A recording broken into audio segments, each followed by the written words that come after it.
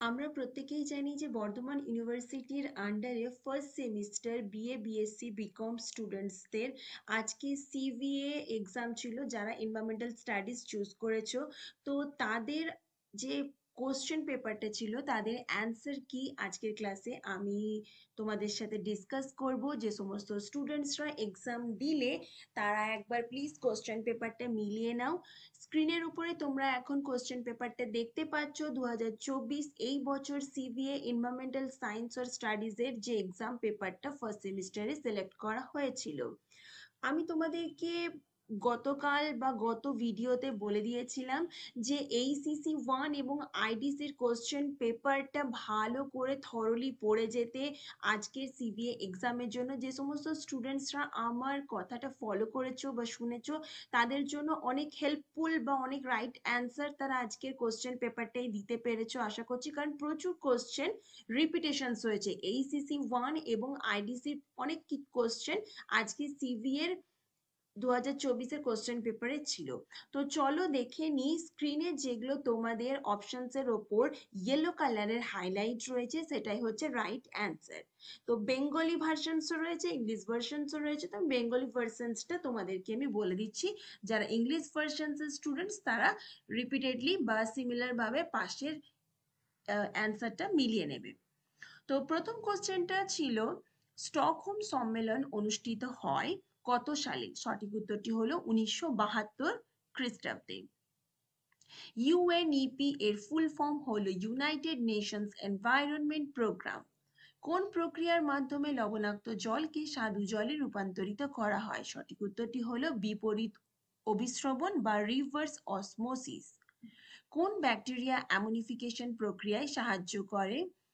সঠিক উত্তরটি হলো ক্লস্ট্রিডিয়াম স্পিসিস বা প্রজাতি। কাজিরাঙ্গা জাতীয় উদ্যান কোন রাজ্যে অবস্থিত? আসাম। আচ্ছা, এখানে একটু কোশ্চেনটা আমি ঘুরিয়ে নিচ্ছি, তাহলে তোমাদের দেখাতে সুবিধা হবে। বিপন্ন প্রজাতির উদ্ভিদ নিম্নলিখিত কোন উপায়ে সংরক্ষণ করা হয়? সঠিক উত্তরটি হলো হারবেরিয়াম। জাতীয় বন্যপ্রাণী সুরক্ষা আইন কত সালে জারি করা হয়? 1972 সালে। মন্ট্রিল প্রোটোকল এর পরিচিত কারণ হলো, এখানে একটু আমার অপশনস গুলো একটু কেমনই লাগলো যে সি অপশন আর ডি তে রয়েছে সি আর ডি উভয়। সি অপশনসে রয়েছে সিএফসি এবং হেলন উৎপাদন হ্রাস করা। তো আশা করছি ডি অপশনসটাই রাইট হবে। তো যারা যারা ডি অপশনসটা রাইট করেছো বা টিক মেরেছো তাদের অ্যান্সারটা রাইট হবে। অ্যাসিড রেন বা অম্লবৃষ্টি হলো বায়ু দূষণের ফলাফল। সিলিকোসিস রোগ কিসের জন্য সৃষ্টি হয়? সিলিকা। সাভানা বাস্তুতন্ত্র নির্দেশ করে একটি ইকুয়েটোরিয়াল গ্রাসল্যান্ড বা নিরক্ষীয় তৃণভূমি। আইপিএম এর ফুল ফর্ম হলো ইন্টিগ্রেটেড পেস্ট ম্যানেজমেন্ট। মেধা পাটেকর যে আন্দোলনের সঙ্গে যুক্ত সেটা হলো নর্মদা বাঁচাও আন্দোলন। ইটাই ইটাই রোগের কারণ হলো ক্যাডমিয়ামের বিষক্রিয়া। স্যালাইনের বোতল ও সিরিঞ্জ কোন ধরনের বজ্রের উদাহরণ? সঠিক উত্তরটি হলো বায়োমেডিক্যাল।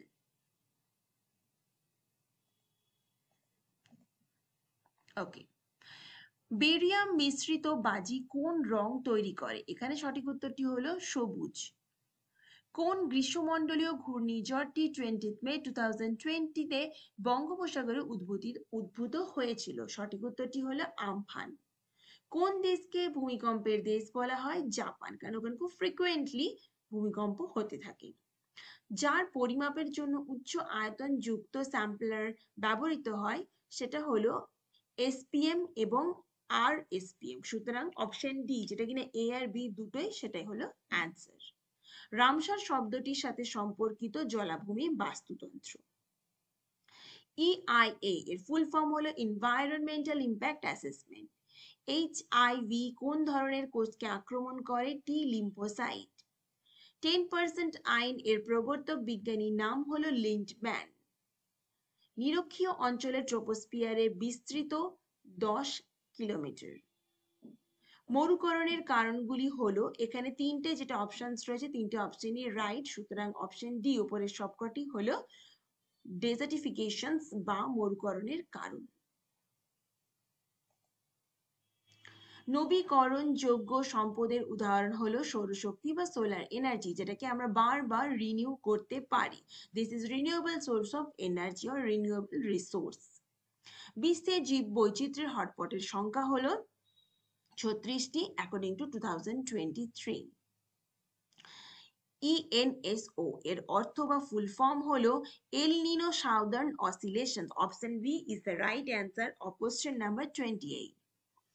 বেশিরভাগ দেশে প্রস্তাবিত শব্দের মাত্রা হলো 75 থেকে 80 ডিবি বা ডেসিবেল। সর্বাধিক ঘন ঘন এবং প্রাকৃতিকভাবে ঘটে যাওয়া দুর্যোগ হলো বন্যা বা ফ্লাড। নিচের কোনটিকে বায়োডিগ্রেডেবল বর্জ্য পদার্থ বলা হয়? ডিমের খোসা, কারণ বাকি তিনটেই হলো প্লাস্টিক, কাঠের সামগ্রী, পলিথিন, তিনটেই হলো নন বায়োডিগ্রেডেবল ওয়েস্ট। সরি। নিম্নলিখিতের মধ্যে কে চিপকো আন্দোলনের সাথে যুক্ত ছিল? সুন্দরলাল বহুগুণা।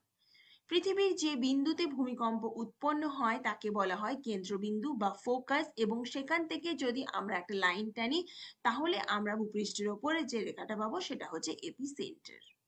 সুতরাং এখানে সঠিক উত্তরটি হলো অপশন এ, ফোকাস, যেখানে যে পয়েন্টে আর্থকোয়েক অরিজিনেট বা অকার্স হয়ে থাকে। সংবিধানে পরিবেশের সুরক্ষা সংক্রান্ত বিধানগুলি প্রণীত হয়েছিল ধারা 48A এবং ধারা 51AG। বিশ্ব স্বাস্থ্য দিবস পালন করা হয়ে থাকে 7 এপ্রিল। এগুলির মধ্যে সাইলেন্ট ভ্যালি আন্দোলনের সঙ্গে কোন নদীটি সম্পর্কিত? কুন্তী নদী। পৃথিবীর আনুমানিক বয়স হলো 4.5 বিলিয়ন ইয়ার্স। সমস্ত প্রাণী এবং উদ্ভিদের পরিচিতি পাওয়া যায় IUCN দ্বারা নামাঙ্কিত বইটিতে, সেটি হলো রেড ডাটা বুক। কোন পদ্ধতিটি কঠিন বজ্র পদার্থের নিষ্পত্তিকরণের জন্য প্রযোজ্য নয়? সমুদ্রে বজ্র পদার্থ নিক্ষেপ করা। একটি বাস্তুতন্ত্রে মানুষ কোন খাদ্য স্তরের অন্তর্ভুক্ত? সর্বভুক বা ওমনিভোরাস। বায়ু দূষণকারী মোটর গাড়ি থেকে নির্গত দূষকের নাম হলো উপরের সবকটি, তার মানে কার্বন ডাইঅক্সাইড, হাইড্রোকার্বন যৌগ, সালফার ডাইঅক্সাইড। সঠিক উত্তরটি হলো অপশন ডি। ORS এর পূর্ণ রূপ হলো ওরাল রিহাইড্রেশন সল্ট। এর মধ্যে কোনটি অসংক্রামক ব্যাধি বা নন কমিউনিকেবল ডিজিজ? কর্কট রোগ বা ক্যান্সার। কোনটি সালোক সংশ্লেষকারী জীব? সেটি হলো শৈবাল। বৃষ্টির জল সংরক্ষণের প্রয়োজনীয়তা হলো জল সংরক্ষণের জন্য। মার্বেল ক্যান্সার এর কারণ হলো অ্যাসিড রেইন বা অম্ল বৃষ্টি। কোনটি জলজ খাদ্য শৃঙ্খলের সঠিক ক্রম? জলজ প্রাণী থেকে জলজ উদ্ভিদ, যেটা কিনা ফাইটোপ্ল্যাঙ্কটন বলি, সেখান থেকে জলজ প্রাণী, যেটাকে জুপ্ল্যাঙ্কটন বলি, সেখান থেকে ফিশ। সর্বাপেক্ষা জনবহুল দেশ হলো 2023 পরিসংখ্যান অনুযায়ী ভারত। MIC এর পুরো নাম হলো মিথাইল আইসোসায়ানাইড। প্রাচুর্যের নিরিখে বাঘ হলো এন্ডেঞ্জার্ড বা বিপন্ন প্রজাতির প্রাণী। সুনামি শব্দের অর্থ হলো সমুদ্রে ভূমিকম্প বা আর্থকোয়েক ইন ওশিয়ান।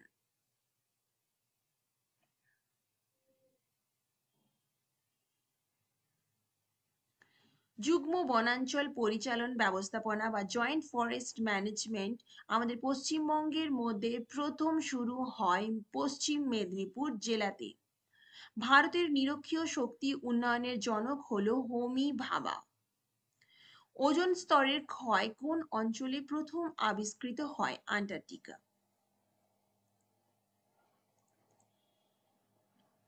এদের মধ্যে কোনটি নাইট্রিফাইং ব্যাকটেরিয়া? সঠিক উত্তরটি হলো নাইট্রোব্যাক্টার প্রজাতি।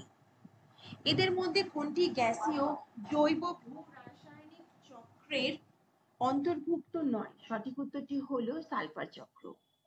ইকোটোন বাস্তুতন্ত্রের একটি ড্যাশ অঞ্চলকে নির্দিষ্ট করে, সেটি হলো দুটি বাস্তুতন্ত্রের মধ্যেকার স্থলকে নির্দেশ করে। অট ইকোলজির সঙ্গে যুক্ত আছে একই প্রজাতির বাস্তুশাস্ত্র। সাইলেন্ট স্প্রিং বইটি লিখেছেন র্যাচেল কারসন। আশা করছি আজকের এই ক্লাসটা তোমাদেরকে অনেক বেশি হেল্প করলো, যে আজকের এক্সামে কোন কোন কোশ্চেন্স গুলো তোমরা রাইট করেছো সেগুলো একবার মিলিয়ে নেওয়ার জন্য।